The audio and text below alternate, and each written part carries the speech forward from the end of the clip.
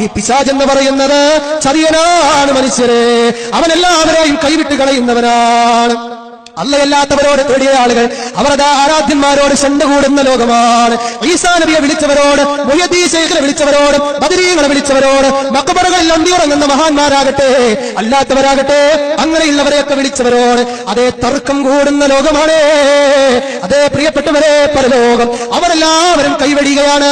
Sheikh Jeelani പറയുമെന്ന് എന്നെ വിളിക്കാൻ ഞാൻ പറഞ്ഞിട്ടില്ല, ഏതോ ഒരു കോഴിക്കോട്ടുള്ള ഖാദി മുഹമ്മദ് പറഞ്ഞു എന്നല്ലാതെ എവിടെയാണ് എന്റെ കിതാബിൽ ഞാൻ പറഞ്ഞത് എന്നെ നിങ്ങൾ വിളിച്ചോ എന്ന്? വായ കൂടുമ്പോ ഉത്തരം തരുമെന്ന് ഞാൻ എവിടെയാണ് പറഞ്ഞത്? അതുപോലെ യേശു ക്രിസ്തു എന്ന് പറയപ്പെടുന്ന ഈസാ അലൈഹിസ്സലാം പറയും, റബ്ബേ ഞാൻ പറഞ്ഞിട്ടില്ല അല്ലാ, എന്നെ വിളിക്കാൻ ഞാൻ പറഞ്ഞിട്ടില്ല, എന്റെ ചലനവും നിശ്ചലനവും അറിയുന്നവനല്ലേ അല്ലാഹുവേ നീ, ഞാൻ അങ്ങനെ പറയുമോ അല്ലാ?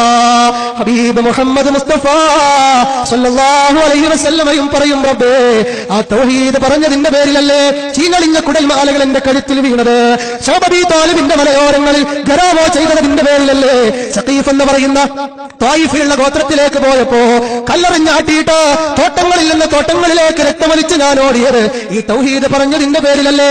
പീഡനങ്ങളുടെ ആ ലിസ്റ്റെന്ന് നിരത്തിയിട്ട് പറയും, റബ്ബേ ഞാനിങ്ങനെ പറഞ്ഞിട്ടില്ല നാഥാ. ഇതിനു വേണ്ടിയിട്ടാ മുജാഹിദുകൾ പറയുന്നത് അല്ലാഹുവല്ലാത്തവരെ വിളിക്കല്ല മോനെ, അത് വലിയ ശിർക്കാണ്. ഇത്